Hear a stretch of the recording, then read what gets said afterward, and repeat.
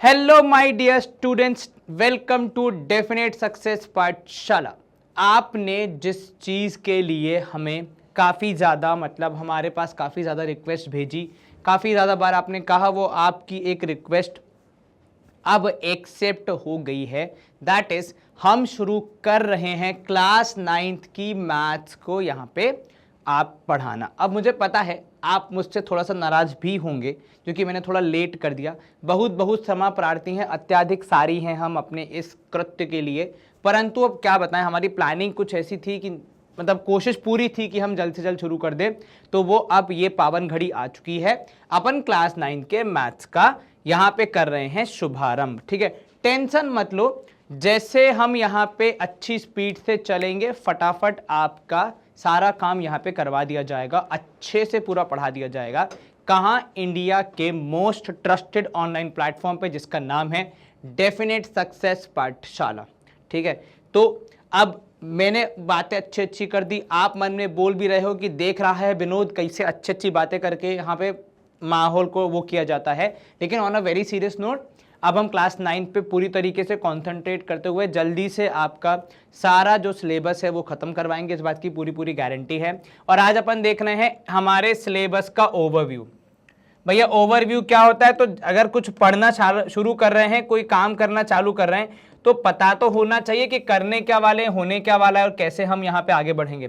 तो ओवरव्यू में अपन बात करेंगे कि क्या हमारी अप्रोच रहेगी, क्या चीज़ें हमें पढ़नी है, क्या चीज़ें हमें नहीं पढ़नी है, किस तरीके से हमें यहाँ पे 9th में मैथ्स के कॉन्सेप्ट को अच्छे से डेवलप करना है, ताकि जब हम 10th में जाएंगे अगले साल तो वहाँ पे हमें कोई खास दिक्कत नहीं आएगी। अब मैं अगर आपको ईमानदारी से बताऊं तो जो क्लास 10th की मैथ्स है ना, वो as compare to 9th easy है।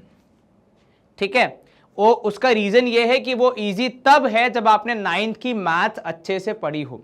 तो क्लास 9th की मैथ्स यहाँ पे बहुत इंपॉर्टेंट रोल प्ले करती है हमारे पूरे 10th में अच्छा रिजल्ट आने को। और न सिर्फ मैथ्स, ये बाकी सब्जेक्ट्स में भी बहुत ज़्यादा एविडेंट है, पर मैथ्स में तो ये मैं बिल्कुल एकदम 100% गारंटी से बोल सकता हूँ कि अगर ये आपने बढ़िया से कर ली, समझ लिए, कॉन्सेप्ट्स अच्छे से लर्न कर लिए, भले ही थोड़ा समय लेके, पर अगर चीज़ें सही से कर ली तो आपके पूरे नंबर आना, अच्छे नंबर आना, ना सिर्फ 9th में बल्कि 10th में भी एक तरीके से आप कह सकते हो गारंटीड है।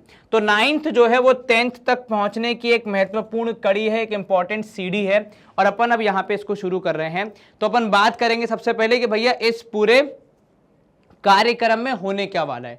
तो देखो, आपका जो 9th का सिलेबस है ना, उसको बांटा गया है कितने पार्ट्स में? तो उसको डिवाइड किया गया है 6 यूनिट्स में। तो आपका जो कोर्स है उसका जो स्ट्रक्चर है उसको अगर आप ध्यान से देखो तो 6 यूनिट्स हैं यहाँ पे आपकी। ठीक है, लेकिन सर बुक में तो ज्यादा चैप्टर हैं। देखिए, ये यूनिट्स हैं, आप कह सकते हो ये टॉपिक्स हैं जिनके अंदर आपके चैप्टर्स को क्लासिफाई किया गया है। और ये समझना क्यों इंपॉर्टेंट है, क्योंकि यहाँ पे अगर आप देखोगे तो आपको यहाँ पे मिल रही है मार्किंग स्कीम, जिसके हिसाब से आप अपनी तैयारी को यहाँ पे अंजाम दे सकते हो। जैसे अगर आप यहाँ पे ध्यान से देखो तो नंबर सिस्टम 10 मार्क का आएगा। तो नंबर सिस्टम के अंदर जितने भी चैप्टर होंगे वो सब मिला के 10 मार्क्स के आपसे पूछे जाएंगे। देन आपका एलजेब्रा है जिसमें आपके 2-3 चैप्टर शामिल होते हैं, ये 20 मार्क्स का है। कोऑर्डिनेट ज्योमेट्री एक सिंगल चैप्टर है पूरा का पूरा, तो उससे 4 नंबर के यहाँ पे यूजुअली एग्जाम्स में पूछा जाता है। ज्योमेट्री जो कि काफी वास्ट है, इसमें 3-4 चैप्टर शामिल रहते हैं, जैसे लाइंस एंड एंगल्स हो गया, ट्राइंगल्स हो गया, और भी 1-2 चैप्टर हैं, वो आपका यहाँ पे 27 मार्क्स का पूछा जाता है। ठीक है, मेंसुरेशन का जो चैप्टर है वो 13 मार्क्स का है यहाँ पे। ज्योमेट्री में सर्कल्स भी आता है if I am not wrong. ठीक है, और स्टैट्स का चैप्टर वो भी इकलौता ही है, तो वो 6 नंबर का पूछा जाएगा। अब अगर मैं आपको बताऊं, स्कूल एग्जामिनेशन में आपके टीचर्स जो भी प्रश्न पत्र बनाएंगे वो इस मार्किंग स्कीम को एक तरीके से आप कह सकते हो कि उनका गाइडिंग डॉक्यूमेंट बना के चलेंगे। वो ये नहीं कर सकते कि ज्योमेट्री में से 50 नंबर का पूछ लिया। मैं इंटरनल टेस्ट की बात नहीं कर रहा हूं, मेन एग्जाम्स की बात कर रहा हूं। ठीक है, वहां पे आपको इसी पैटर्न में पूछा जाएगा, स्पेशली जब आपका फाइनल एग्जाम होगा तब तो ये पक्का हूबहू ऐसा ही फॉलो होता है। ये सीबीएसई का नियम है, इसको कोई भी स्कूल टीचर्स ब्रेक नहीं करते। ठीक है, अब जरा हम 6 जो हमारी यूनिट्स हैं इनको जरा फर्दर हम ब्रेक करने की कोशिश करेंगे और समझेंगे किसमें हमें क्या पढ़ना है। अब देखो, रियल नंबर्स ये आपका 10 मार्क का टॉपिक है ना। देखो यहाँ पे लिखा भी हुआ है 10 मार्क्स। ठीक है, रियल नंबर्स आपके नंबर सिस्टम में एक ही टॉपिक है जो कि आता है, तो 10 नंबर का अगर ये है, if I am not wrong, एक बार आगे चेक कर लो, हाँ, तो भैया यूनिट 1 में एक ही है, तो पूरा का पूरा रियल नंबर्स 10 मार्क का आएगा।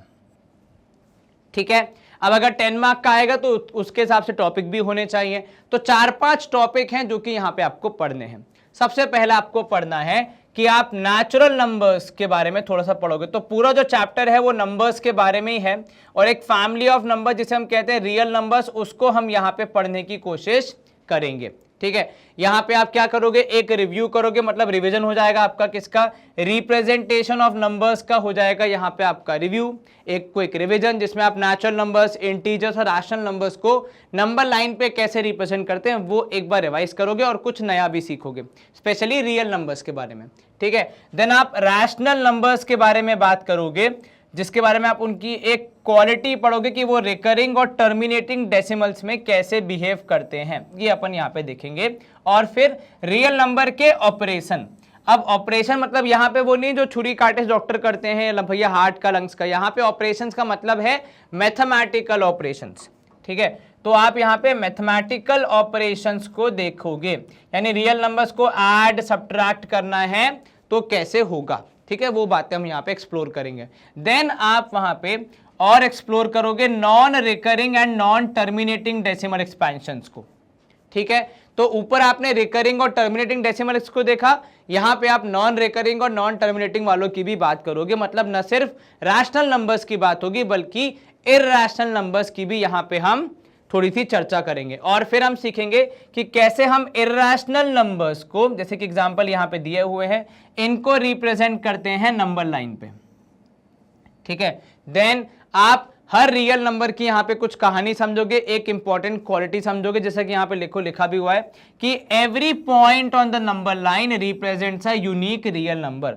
तो कुछ इंपॉर्टेंट क्वालिटीज, कुछ इंपॉर्टेंट प्रॉपर्टीज आप एक्सप्लोर करोगे इस चैप्टर में। देन आप यहां पे किसी भी रियल नंबर के nth रूट की डेफिनेशन सीखोगे। ठीक है, उसके बाद आप एक इंपॉर्टेंट कॉन्सेप्ट सीखोगे रैशनलाइजेशन का। जब किसी रियल नंबर के डिनोमिनेटर में इरैशनल नंबर या जैसे रूट वाली कुछ वैल्यूज आ जाती हैं, तो उसके डिनोमिनेटर को इनसे फ्री करना, रूट्स वाली वैल्यू को हटाना, थोड़ा इरैशनल डिनोमिनेटर को हटा के रैशनल की तरफ अब मुड़ते हैं, तो वो जो पूरी एक्टिविटी है वो हम कहां से करते हैं, वो हम रैशनलाइजेशन में सीखते हैं। ठीक है, ये क्लियर हो गया। ये आप यहां पे इस चैप्टर में कवर करो, क्योंकि 10 नंबर का चैप्टर तो आप समझ लो काफी चीजें आएंगी। देन आप लॉज ऑफ एक्सपोनेंट्स भी थोड़ा सा यहां पे एक्सप्लोर करोगे। ठीक है, जिसमें आपकी बार हो जाएंगे इंटीग्रल पावर, तो आप नए लॉज सीखोगे, कुछ नए कैलकुलेशन सीखोगे और थोड़े से रैशनल एक्सपोनेंट्स की बात यहां पे होगी।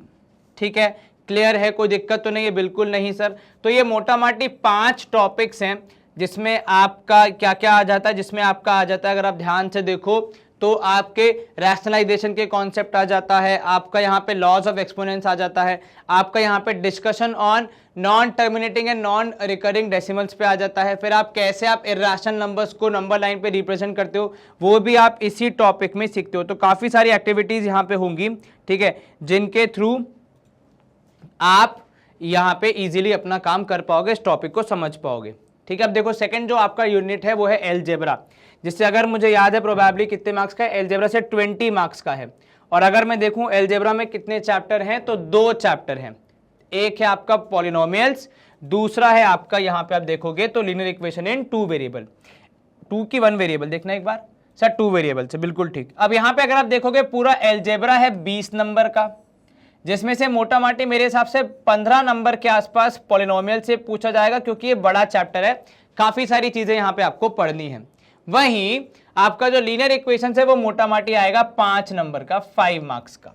ये क्लियर है, क्योंकि इसमें ज्यादा कुछ करने को है नहीं। अब अगर मैं बात करूं डेफिनेशन हमारे पॉलिनोमियल्स में हमें क्या पढ़ना है, तो पहली बात तो हम समझेंगे लाइफ में पहली बार पॉलिनोमियल्स किसे कहते हैं, उसकी डेफिनेशन कवर करेंगे। ठीक है, फिर उनके कितने वेरिएबल में है, तो 1 वेरिएबल वाले आपको ज्यादातर पढ़ने हैं। ठीक है, फिर एग्जाम्पल्स और काउंटर एग्जाम्पल्स, मतलब कौन से वाले आपके अलजेब्रिक एक्सप्रेशंस पॉलिनोमियल नहीं है। देखो जिंदगी में कोई भी चीज, अगर कोई भी आपको लाइफ में आगे बढ़ना है किसी भी एस्पेक्ट में, तो आपको ये पता तो होना ही चाहिए कि हमें क्या करना है, पर साथ में ये भी पता होना चाहिए कि क्या नहीं करना है। ठीक है, वो एक इंपॉर्टेंट हो जाता है, तो वो आपको यहाँ पे देखने को मिलेगा। तो हम भैया पढ़ेंगे कि आप पॉलिनोमियल किसे कहते हैं और किसको पॉलिनोमियल नहीं कहा जाता, मतलब किस वजह से पॉलिनोमियल होने की जो उनकी कह सकते हो आप कैपेबिलिटीज हैं, मतलब जो कला है वो उनमें रह जाती है। ठीक है, फिर हम पढ़ेंगे भैया कोएफिशिएंट क्या होता है किसी पॉलिनोमियल का, क्योंकि पॉलिनोमियल को सॉल्व करते समय, उस समस्या का समाधान निकालते समय आपको कोएफिशिएंट्स का बहुत काम पड़ता है। ठीक है, उसके बाद आप यहाँ पे पढ़ोगे भैया कि किसी भी पॉलिनोमियल में कितनी टर्म्स होती हैं, टर्म्स क्या होती हैं, जीरो पॉलिनोमियल क्या होता है। ठीक है, किसी पॉलिनोमियल की डिग्री क्या होती है, डिग्री मतलब यहाँ पे ये नहीं कि उन्होंने क्या पढ़ाई करी है, डिग्री मतलब यहाँ पे हो जाता है कि हाईएस्ट पावर किसी पॉलिनोमियल की कितनी है, और फिर उसके हिसाब से आप उनकी जो नेमिंग करते हो, उनका जो कैटेगराइजेशन करते हो, क्योंकि डिग्री के हिसाब से, हाईएस्ट पावर के हिसाब से ही उस पॉलिनोमियल को सॉल्व करने की, उसकी समस्या का समाधान निकालने की हम तकनीक इजाद करते हैं। ये समझ में आ गया। जैसे मान लो आपने घर में कोई छोटा मोटा कृत्य किया है, ठीक है, और अगर आपके घर में आपको कोई बड़ा भाई या बड़ा बहन है, तो हो सकता है उस छोटे मोटी गलती के लिए वही आपको सजा दे दे या समझा दे। मान लो आपने थोड़ा और बड़ा कार्य किया है, तो हो सकता है आपके घर में जो मम्मी या पापा में से जो आपके साथ ज़्यादा थोड़ा फ्रेंडली होगा, आप उनसे हो सकता है उन तक बात पहुंच जाए। पर यदि मान लो कि मतलब आपने कुछ बड़ा ही कांड कर दिया है, तो हो सकता है फिर आपके घर में जो मेन डिसीजन मेकर हो, जो हेड ऑफ द फैमिली हो, उसको इन्वॉल्व होना पड़े। जैसे हमारे साथ होता था, अगर हमने थोड़ी बहुत मस्ती करी है तो भाई से मार खाते थे, फिर अगर हमने ज़्यादा मस्ती करी है तो मम्मी से मार खाते थे, फिर अगर उससे भी ज़्यादा कर दी है, मतलब स्कूल से कंप्लेंट ही आ गई है, तो फिर पिताजी और हमारे बीच में वार्तालाप होता था। वार्तालाप क्या, उनके लात और हमारा शरीर होता था, और क्या होता था, तो हम पिट जाते थे बुरी तरीके से। तो इस तरीके से यहाँ पे भी डिग्री के हिसाब से डिसाइड होता है कि आप कैसे सॉल्व करोगे। फिर आप टाइप्स ऑफ पॉलिनोमियल पढ़ोगे भैया, कांस्टेंट पॉलिनोमियल कौन सा होता है, लीनियर वाला, क्वाड्रेटिक वाला, क्यूबिक वाले पॉलिनोमियल कौन से होते हैं, ये सब आप पढ़ोगे। फिर आप और ये सीखोगे कि भैया मोनोमियल, बाइनोमियल, ट्राइनोमियल क्या होते हैं। सर इतनी सारी चीजें पढ़नी पड़ेंगी, ये बहुत सारी नहीं है। ठीक है, देखो ऐसा है, डिग्री के हिसाब से आप जो नाम रखते हो और नंबर ऑफ टर्म्स के हिसाब से जो नाम रखते हो पॉलिनोमियल के, वो यहाँ पे आपको पूरे नाम लिख के बता दिए। इनकी डेफिनेशन हम अपन डिटेल में पढ़ेंगे जब अपन चैप्टर पढ़ेंगे तब। ठीक है, फैक्टर्स और मल्टीपल्स की बात होगी, किसी भी पॉलिनोमियल के फैक्टर्स और मल्टीपल्स। देन जीरोस की बात होगी पॉलिनोमियल के। अब क्योंकि अगर देखो पॉलिनोमियल के रूप में कोई समस्या दी है तो भगवान समाधान भी है कि नहीं, हर समस्या का होता है। तो किसी भी पॉलिनोमियल के समाधान को कहा जाता है जीरोस ऑफ अ पॉलिनोमियल, जो आप डिटेल में पढ़ोगे आगे। ठीक है, फिर आप थोड़ा सा यहाँ पे रिमाइंडर थ्योरम को भी समझोगे। अब यहाँ पे देखना, रिमाइंडर थ्योरम के आगे लिखा है मोटिवेट एंड स्टेट। इसका क्या मतलब है, इसका मतलब बहुत सिंपल है कि विद्यार्थी को रिमाइंडर थ्योरम यूज करना आना चाहिए, रिमाइंडर थ्योरम क्या कहती है वो कॉन्सेप्ट आना चाहिए, और रिमाइंडर थ्योरम की स्टेटमेंट आनी चाहिए। ठीक है, तो बहुत इंपॉर्टेंट हो जाता है रिमाइंडर थ्योरम की स्टेटमेंट को याद करना और उसको यूज करना, उसको अप्लाई करना। ठीक है, अब यहां देखो फैक्टर थ्योरम भी आपको यहां पे पढ़नी है, और फैक्टम थ्योरम के आगे लिखा है स्टेटमेंट एंड प्रूफ, अर्थात इसका आपको स्टेटमेंट याद होना चाहिए और इसका प्रूफ भी आपको याद होना चाहिए। इसके प्रूफ के बारे में आपको अच्छे से, एक कह सकते हो ना, प्रॉपर फ्लो में कैसे प्रूफ करना है वो पूरा आपको पता होना चाहिए। तो इस पे बेस्ड जो क्वेश्चंस आएंगे वो फैक्टर थ्योरम को अप्लाई करने के भी आ सकते हैं और फैक्टर थ्योरम खुद को प्रूफ करने के भी आ सकते हैं। रिमाइंडर थ्योरम सिर्फ अप्लाई करनी है क्वेश्चंस में और उसका स्टेटमेंट याद होना चाहिए, पर यहां पे प्रूफ भी याद होना चाहिए। ठीक है, फिर आप सीखोगे कैसे आप किसी इस तरीके के एक्सप्रेशन को फैक्टराइज करते हैं। ठीक है, और फिर आप यहां पे क्या सीखोगे, फिर आप यहां पे सीखोगे कि भैया क्यूबिक पॉलिनोमियल्स जो हैं उनको फैक्टर थ्योरम के इस्तेमाल से कैसे आप क्या करते हो, फैक्टराइज करते हो, कैसे उसको सिंप्लीफाई करते हो, ऐसा आप यहां पे सीखोगे। देन एक इंपॉर्टेंट एस्पेक्ट है हमारे पूरे गणित का, वो है आइडेंटिटीज, तो वो भी हम यहाँ पे पढ़ने वाले हैं। कुछ तो हम पहले ही पढ़ चुके हैं, जैसे a plus B whole square, a minus B whole square, और a minus B into A plus B is equal to A square minus B square.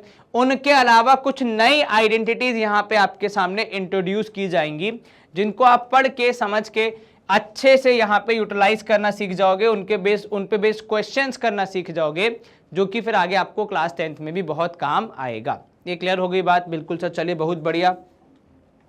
तो 15 मार्क में काफी सारा कंटेंट यहाँ पे आपको मिल जाता है पॉलिनोमियल्स चैप्टर में। ठीक है, चलो अब यहाँ पे आप देखो लीनियर इक्वेशंस इन 2 वेरिएबल्स में आप यहाँ पे पहले आप इसको थोड़ा सा नया एक टॉपिक पढ़ने वाले हो। वैसे आप लीनियर इक्वेशंस पढ़ चुके हो, लेकिन आपने वो जो पढ़ा है वो पढ़ा है 1 वेरिएबल में, ठीक है। तो उसका थोड़ा सा हम रिव्यू करेंगे और फिर आगे हम यहाँ पे लाइफ में पहली बार क्या सीखेंगे कि भैया 2 वेरिएबल्स में इक्वेशन जो हमारी बनती है उससे हमारा इंट्रोडक्शन होगा, परिचय होगा, हम उसको बनाना शुरू करेंगे, सॉल्व करना शुरू करेंगे। हालांकि इस पे जो मेजर सॉल्विंग वाला पार्ट है वो आपको 10th में आता है। तो अगेन 9th का टॉपिक जिसका बेस 9th में बनता है पर यूटिलाइज 10th में होता है, ठीक है। पॉलिनोमियल्स आप पढ़ते ज्यादा हो 10th 9th में, 10th में थोड़ा सा यूज होता है उसका, ठीक है। यहाँ पे 9th में कम पढ़ना है, 10th में ज्यादा पढ़ना है, ठीक है। इसके बाद आप यहाँ पे कॉन्सेंट्रेट करोगे ज्यादातर ये ax plus B Y plus C equal to 0 वाली इक्वेशंस पे, ठीक है। फिर आप लीनियर इक्वेशन इन 2 वेरिएबल्स के इनफाइनाइट मेनी सॉल्यूशंस होते हैं, इस बात पे थोड़ी सी चर्चा करोगे, मतलब ये कैसे आते हैं, कहां से आते हैं, ठीक है। और आप उनको जस्टिफाई करोगे कि भैया उनका ऑर्डर्ड पेयर में लिखा जाना कितना जरूरी है, कैसे आप यहाँ पे इक्वेशंस को फॉर्म करते हो, फिर उनको प्लॉट करना ग्राफ पे, उनका डायग्राम बनाना, वो सब भी आप यहाँ पे सीखोगे, ठीक है।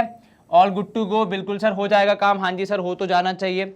इसके बाद आता है आपका कोऑर्डिनेट ज्योमेट्री, एक ही टॉपिक है पूरी यूनिट में और ये अपना है कितने 4 नंबर का, ठीक है।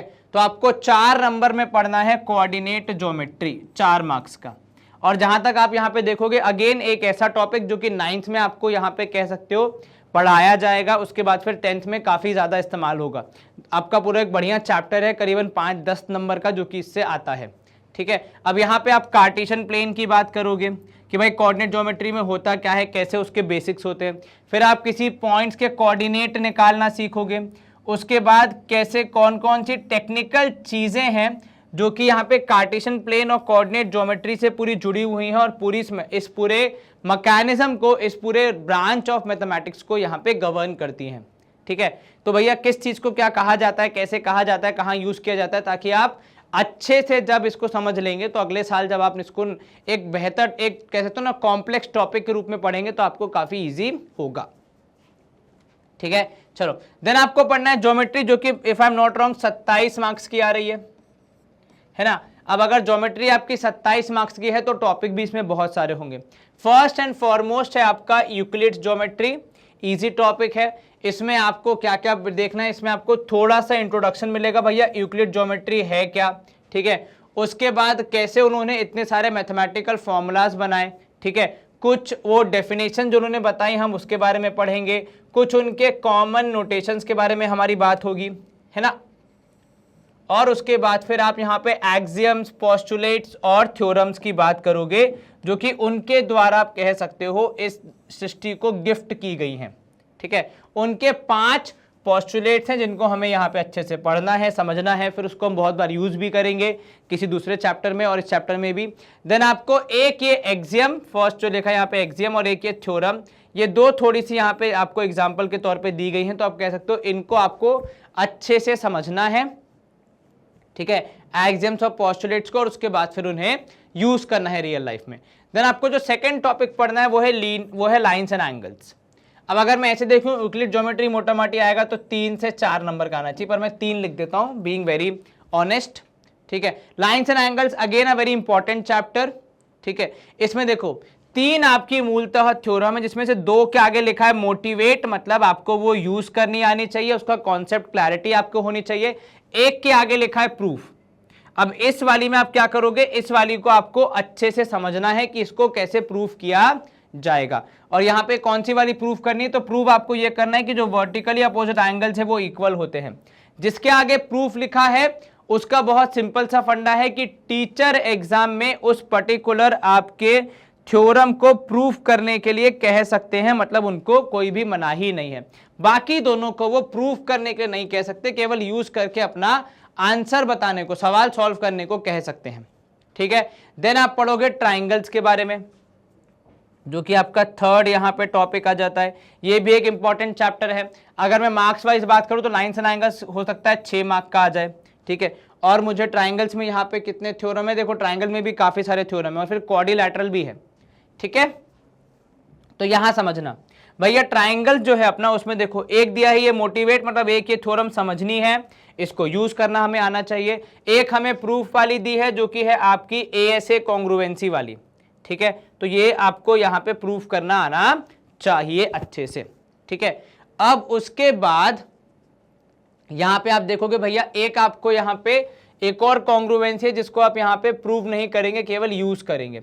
फोर्थ यहां पे एक और देखो, इसको भी आप यूज करोगे। तो यहां पे ट्राइंगल चैप्टर में हम लर्न करेंगे कॉन्सेप्ट ऑफ कॉन्ग्रुएंसी, जहां पे हम गणित की भाषा में, गणित की सहायता से, मतलब आप कह सकते हो ज्योमेट्री के कॉन्सेप्ट्स को यूज करके दो चीजें या दो शेप्स जो कि एक दूसरे की हूबहू कॉपी हैं, इसको सिद्ध करते हैं। वो कॉन्ग्रुएंसी का टॉपिक पूरा उसके अराउंड रिवॉल्व करता है। देखो एक थ्योरम है जो कि आपको प्रूव करनी है, तो 6 में से 2 ऐसी हैं जो आपको प्रूफ करनी है, बाकी सब आपको केवल यूज करना आना चाहिए। Angle opposite to equal sides of a triangle are equal, बहुत इंपॉर्टेंट यहाँ पे ये थ्योरम है जो कि आपको यूज करना आना चाहिए जब भी आप क्वेश्चन सॉल्व करोगे तो, ठीक है। चलो इसके बाद आपकी एक और है यहाँ पे जिसको आपको यहाँ पे यूज करना है। आपकी 6 कुल मिला के थ्योरम है जिसमें से 2 में आपको प्रूफ करने को भी कहा गया है कि आपको अच्छे से प्रूफ करना आना चाहिए और बाकी सबको यूज करना आना चाहिए। वैसे क्वेश्चन तो किसी के बेस पे भी आ सकता है, ठीक है। और अगर यहाँ पे मैं देखूं मार्किंग स्कीम के हिसाब से मोटा मोटा देखो 6 और 3 9, तो लगभग यहाँ पे ये आ सकती है आपके 7 या 8 मार्क की, या यूं कह लो मोटा मोटी अगर मुझे करना है तो 9 मार्क्स का यहाँ पे ये कंटेंट बनता हुआ दिख रहा है, ठीक है। तो ये हो गए देखो 18। अब मेरे पास बचे हुए 9 मार्क्स हैं, तो एक है क्वाड्रिलैटरल और एक है सर्कल्स, ठीक है। हाँ तो वही आधा आधा मान लो। यहाँ पे क्वाड्रिलैटरल से कितने, तो सर ये हो जाएगा मान लो मोटा मोटी 4 नंबर का और ये जनाब 5 नंबर के। अब ये कोई फिक्स नहीं है, हो सकता है ट्राइंगल्स में मैंने 9 दिया है पर वो कम हो जाए, वो 8 हो जाए और वहां पे बढ़ जाए, ठीक है, कुछ भी हो सकता है, लेकिन ये मैंने ग्रफ आइडिया आपको दिया है यहाँ पे। चलो क्वाड्रिलैटरल्स में आपको भी 6 थ्योरम करनी, लेकिन फर्क ये है इसमें एक ही प्रूफ वाली है, बाकी जो 5 है वो सबकी सब मोटिवेट वाली है। मतलब आपको पता होना चाहिए इन्हें कैसे यूज करना है।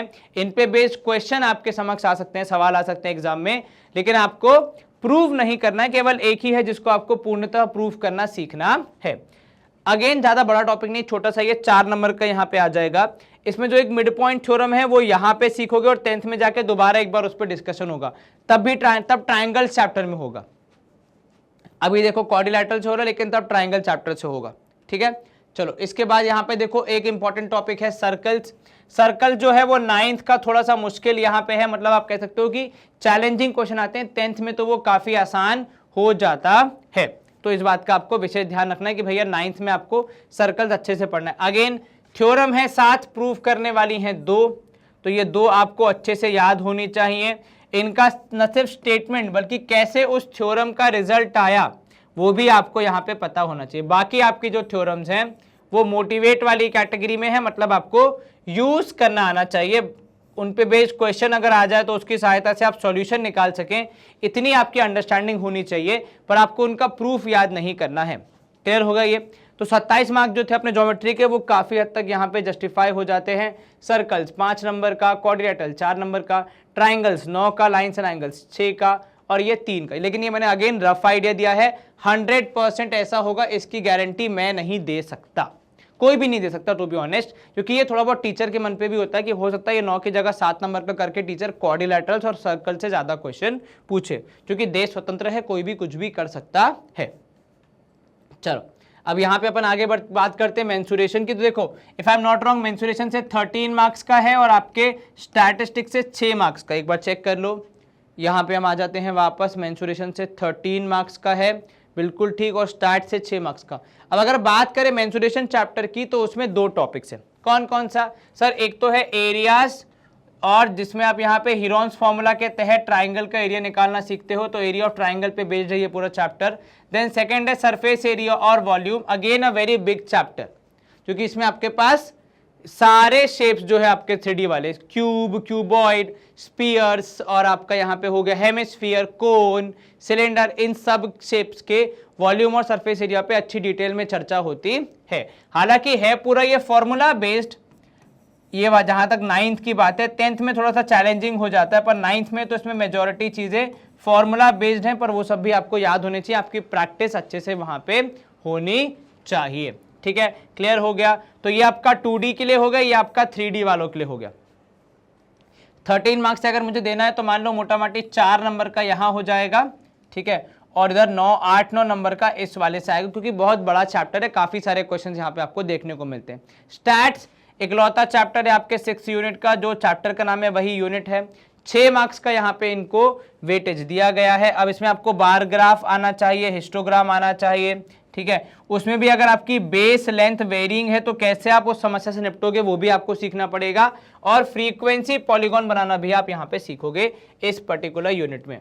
तो इस तरीके से टोटल देखो बाइफरफिकेशन हमने यहाँ पे आपको बता दिया, कौन सी थ्योरम है जो आपको प्रूफ करनी है, जो आपको पता होनी चाहिए, कौन सी वाली आपको सिर्फ उनका यूटिलाइजेशन समझ में आना चाहिए, उतना ही काफी है। तो ये आप बहुत अच्छे से समझ लेंगे तो इजीली आपको सारी थ्योरम्स यहाँ पे हो जाएंगी कवर, ठीक है। अब देखो सीबीएसई ने क्या किया आजकल, किस तरीके से पेपर बनाना है उस पर भी थोड़ी गाइडलाइन दे दी है।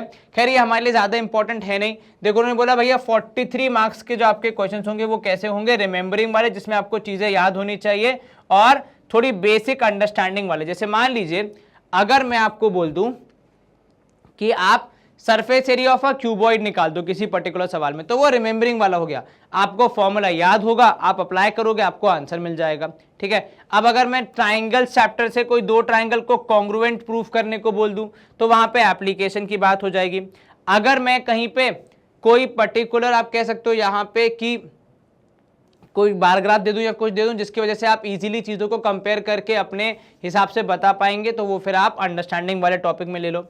पर कुल मिला के बात ऐसी है कि आपको 80 मार्क का पेपर आना है, ठीक है। अब बचे हुए 20 नंबर कहां से आएंगे सर, क्योंकि पेपर तो 100 नंबर का होना चाहिए, तो बचे हुए 20 नंबर जो हैं वो आपके आदरणीय सम्माननीय शिक्षक या शिक्षिका महोदय के हाथ में है, महोदया के हाथ में है।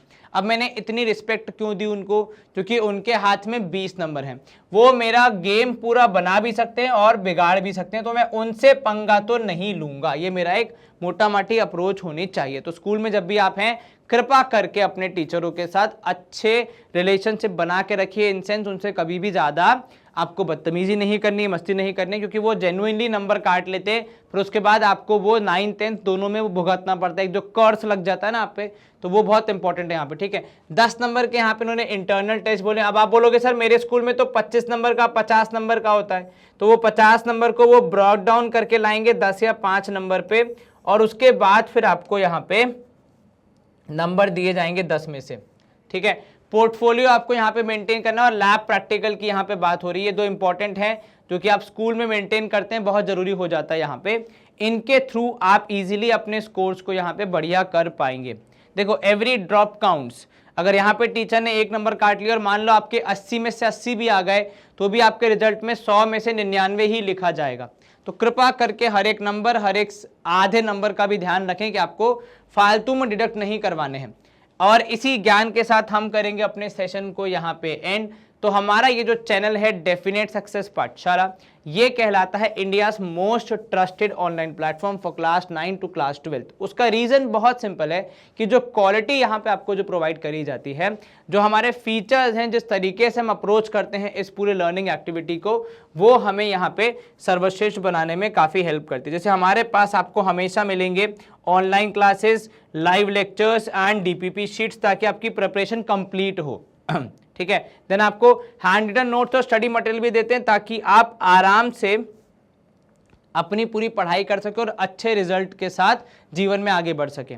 अगर आप हमसे और अच्छे से जुड़ना चाहते हैं तो हमारा टेलीग्राम चैनल है, जिसको अगर आपने अब तक ज्वाइन नहीं किया है तो देखिएगा डिस्क्रिप्शन बॉक्स में आपको एक लिंक मिलेगा, फटाफट से उस लिंक को आप यहाँ पे क्या करोगे, जाके उस पर क्लिक करोगे तो आपको वहां पे हमारे टेलीग्राम चैनल पे डायरेक्टली भेज दिया जाएगा, जहां पे आप उसको ज्वाइन कर सकते हो और अपडेट्स ले सकते हो।